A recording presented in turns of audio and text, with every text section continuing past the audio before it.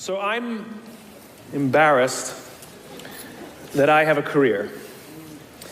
I talk about things like trust and cooperation, and there should be no demand for my work.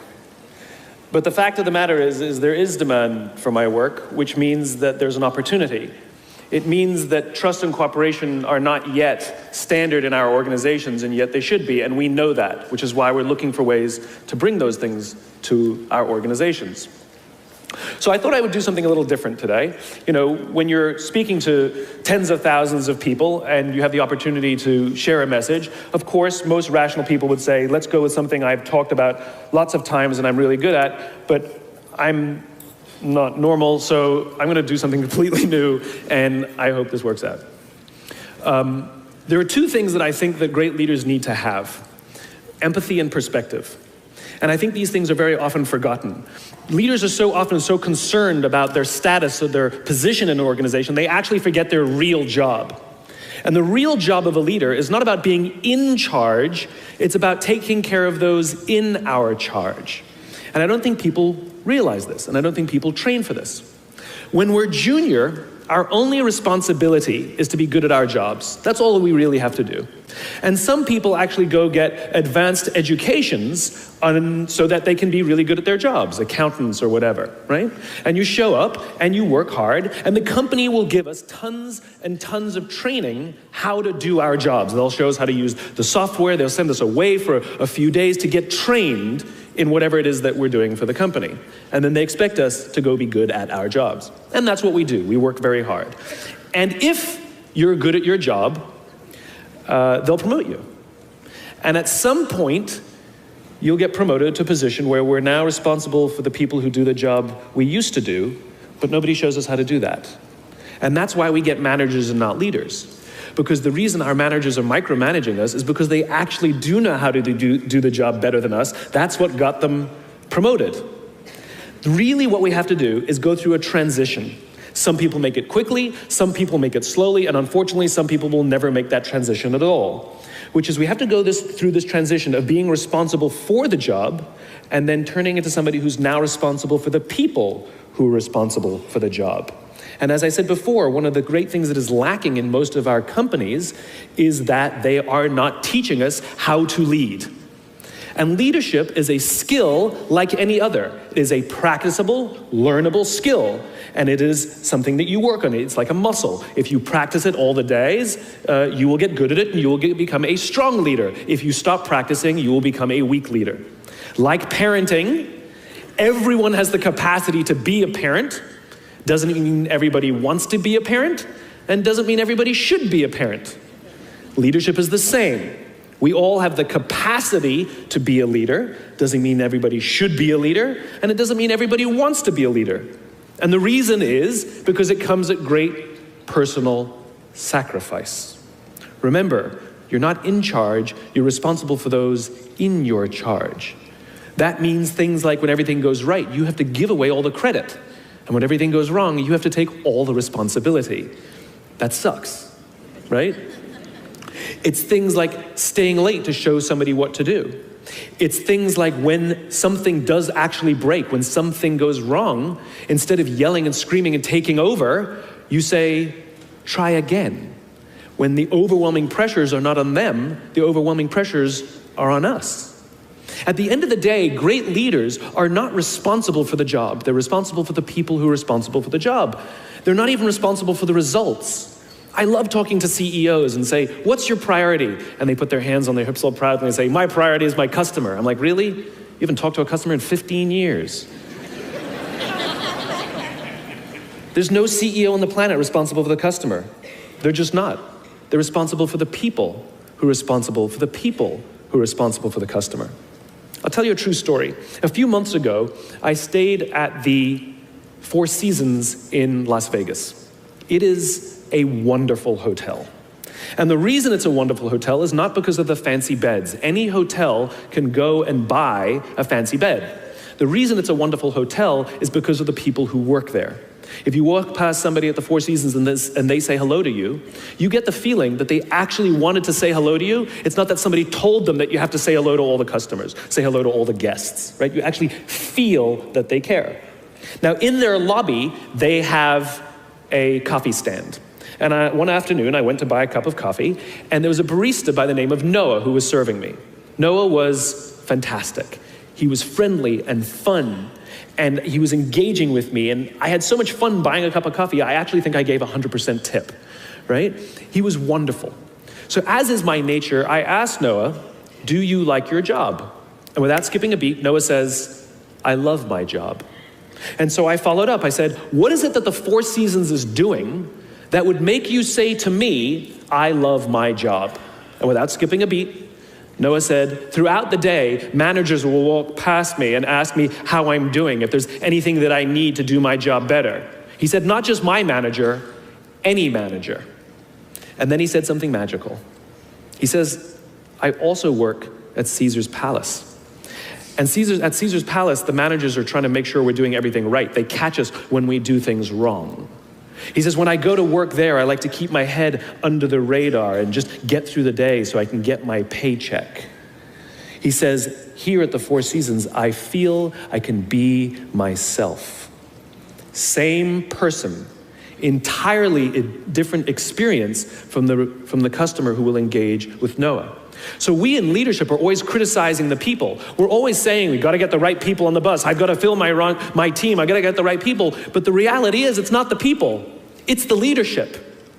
If we create the right environment, we will get people like Noah at the Four Seasons.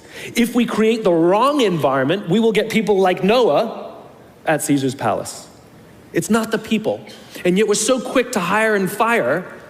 You can't hire and fire your children.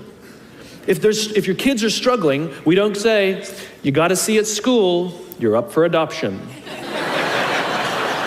So why is it that when somebody has performance problems at work, why is it that our instinct is to say, you're out? We do not practice empathy. What does empathy look like? Here's the lack of empathy. This is normal in our business world. You walk into someone's office, someone walks into our office and says, your numbers have been down for the third quarter in a row. You have to pick up your numbers, otherwise I can't guarantee what the future will look like. How inspired do you think that person is to come to work the next day? Here's what empathy looks like. You walk into someone's office, someone walks into your office and says, your numbers are down for the third quarter in a row. Are you okay? I'm worried about you. What's going on?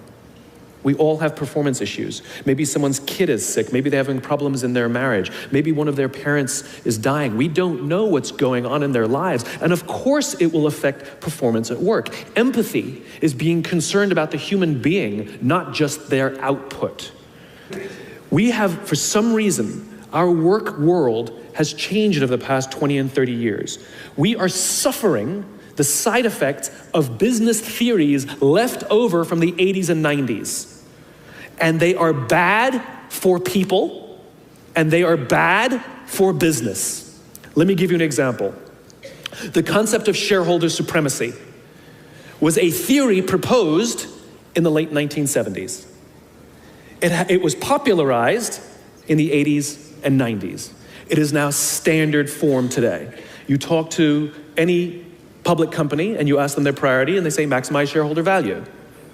Really? That's like a coach prioritizing the needs of the fans over the needs of the players. How are you going to build a winning team with that model? But that's normal today. We don't even perceive it as broken or damaged or wrong or outdated. Remember, the 80s and 90s were boom years with relative peace and a kinder, gentler Cold War. Nobody was practicing hiding under their desks in school anymore. We are no longer in those times. These are no longer boom years. These are no longer peaceful times, and those models cannot work today. Here's another one. Mass layoffs. Using someone's livelihood to balance the books, right? It's so normal in America today that we don't even understand how broken and how damaging it is, not only to human beings, but to business. You know, companies talk about how they want to build trust and cooperation, and they announce a round of layoffs. Do you know the quickest way to destroy trust and destroy cooperation in a business, literally in one day? Lay people off, and everyone gets scared. Right? Can you imagine sending someone home to say, honey, I can no longer provide for our family because the company missed its arbitrary projections this year? And forget about the people who lost their job. Think about the people who kept their jobs. Because every single decision a company makes is a piece of communication. And the company has just communicated to everybody else, this is not a meritocracy. We don't care how hard you work or how long you've worked here. If we miss our numbers and you happen to fall on the wrong side of the spreadsheet, I'm sorry, we cannot guarantee employment. In other words, we come to work every day afraid. And we're asking our youngest generation to work in environments where how would any of us ever stand up and admit, I made a mistake? We're constantly being told, you have to be vulnerable. Leaders are vulnerable. What does that even mean? It doesn't mean you walk around crying, I'm vulnerable, right? No, what vulnerability means is you create an environment in which someone feels safe enough to raise their hand and said, I don't know what I'm doing. You've given me a job and I haven't been trained to do it. I need help. I made a mistake. I screwed something up. I'm scared. I'm worried. All of these things no one would ever admit inside a company because it puts a target on your head in case there's another round. And so we keep it to ourselves. And how can a company ever do well if nobody's ever willing to admit they made a mistake, that's scared, or they don't know what they're doing? And so we've literally created cultures in which every single day everybody comes to work and lies, hides, and fakes. And we're asking our youngest generation to work and succeed and find themselves and build their confidence and overcome their addiction to technology and build strong relationships at work. We're asking them to do this, and these are the environments we've created. We keep saying to them, you're the future leaders. We're the leaders now. We're in control. What are we doing? This is what empathy means. It means if there's an entire generation struggling, maybe it's not them. It's like, you know, the only thing that the common factor in all my failed relationships? Me. Same thing. Well, we just can't get the right performance out of our people. Maybe it's you. Right? It's not a generation. It's not them. They're not difficult or hard to understand. They're human beings like the rest of us, trying to find their way, trying to work in a place where they feel that someone cares about them as a human being. By the way, that's what we all want.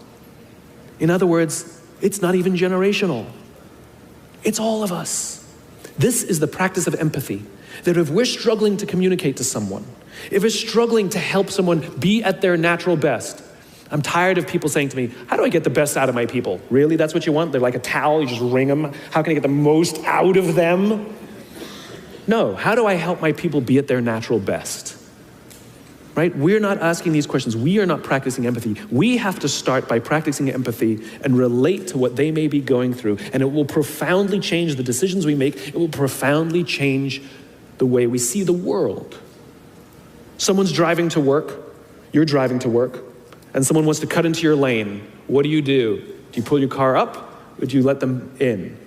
Most of us pull our cars up and go like this. You wait your turn. Now let's practice empathy. I don't know, maybe they've been out of work for 6 months. Maybe they had trouble getting the kids out to school this morning and now they're running late for a really important interview and they just have to get to this interview and they're gonna cut into our lane. Or maybe they're just a bastard, I don't know. But that's the point. We don't know. We don't know. And the practice of empathy will say, I'll let them in and I'll arrive to work 1 car length late. Right? We don't always have to be right. We don't always have to be in charge. We don't always have to be the one who succeeds. It's not about winning or losing. And that's where I go to the second point. After empathy comes perspective, where it's not about winning or losing. In game theory, there are 2 kinds of games. There are finite games and there are infinite games. And this is how you're going to change your perspective. Right? A finite game is defined as known players, fixed rules, and an agreed upon objective. Baseball, for example. We know the rules, we all agree to the rules, and whoever has more runs at the end of 9 innings is the winner, and the game is over. No one ever says, we can just play 2 more innings, I know we can come back. It doesn't work that way. The game is over, right? That's a finite game. Then you have an infinite game. Infinite games are defined as known and unknown players. The rules are changeable, And the objective is to keep the game in play, to perpetuate the game.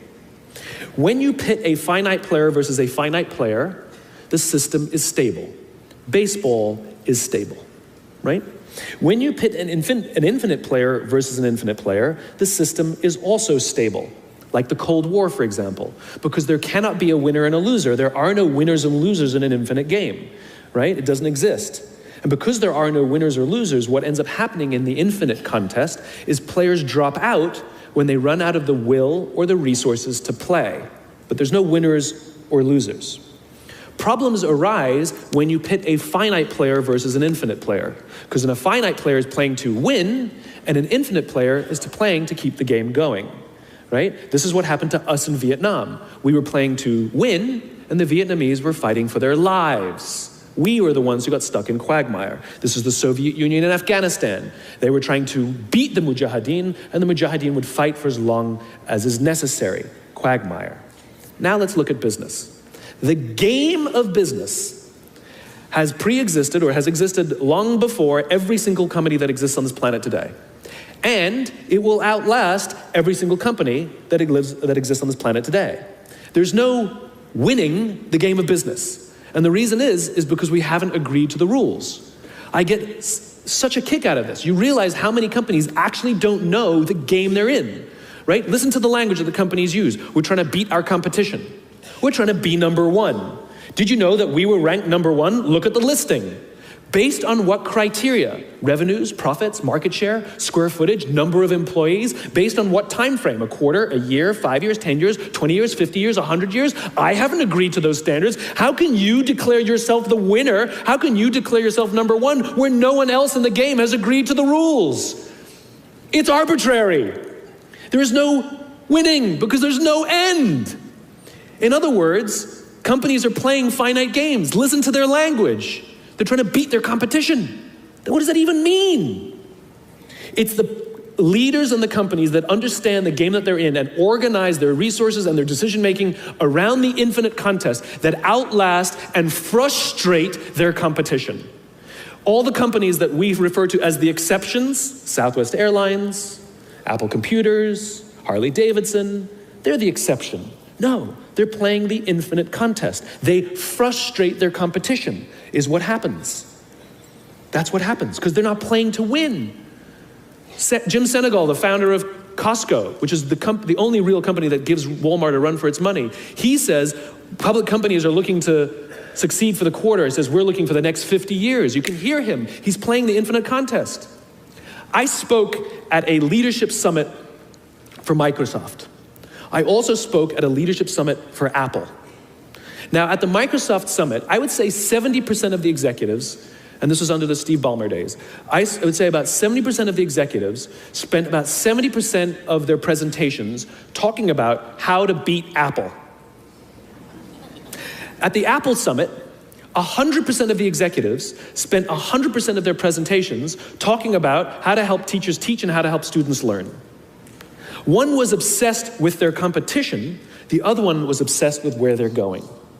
So at the end of my presentation at Microsoft, they gave me a gift. They gave me the new Zune, which was the competitor to the iPod Touch when it was a thing, right? And I have to tell you, this piece of technology was spectacular. It was beautiful. The user interface was incredible. The design was amazing. It was intuitive. It was one of the most beautiful, elegant pieces of technology I'd ever seen. Right? Now, it didn't work with iTunes, which is an entirely different problem. I couldn't use it.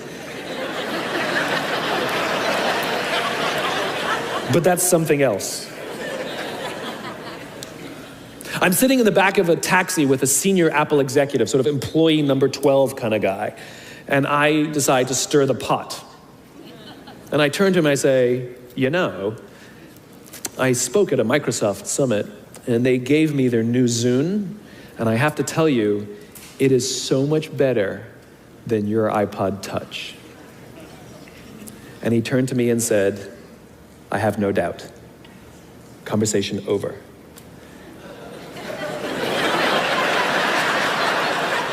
Because the infinite player isn't playing to be number one every day with every product.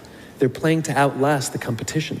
If I had said to Microsoft, oh, I've got the new iPod Touch, it's so much better than your new Zune, they would have said, can we see it? What does it do? We have to see it. Because one is obsessed with their competition, the other is obsessed with why they do what they do, the other is obsessed with where they're going. And the reason Apple frustrates their competition is because secretly, they're not even competing against them. They're competing against themselves. And they understand that sometimes you're a little bit ahead, and sometimes you're a little bit behind.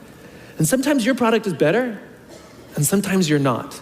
But if you wake up every single morning and compete against yourself, how do I make our products better than they were yesterday? How do I take care of our customers better than we did yesterday? How do we advance our cause more efficiently, more productively than we did yesterday? How do we find new solutions to advance our calling, our cause, our purpose, our belief, our why every single day? What you'll find is over time, you will probably be ahead more often. Those who play the infinite game understand it's not about the battle, it's about the war. And they don't play to win every day. And they frustrate their competition until their competition drops out of the game. Every single bankruptcy, almost every merger and acquisition is basically a company saying we no longer have the will or the resources to continue to play, and we have no choice to either drop out of the game or merge our resources with another player so that we can stay in the game. That's what that is. And if you think about the number of bankruptcies and mergers and acquisitions, it's kind of proof that most companies don't even know the game they're in. You want to be a great leader, start with empathy. You want to be a great leader, change your perspective and play the game you're actually playing.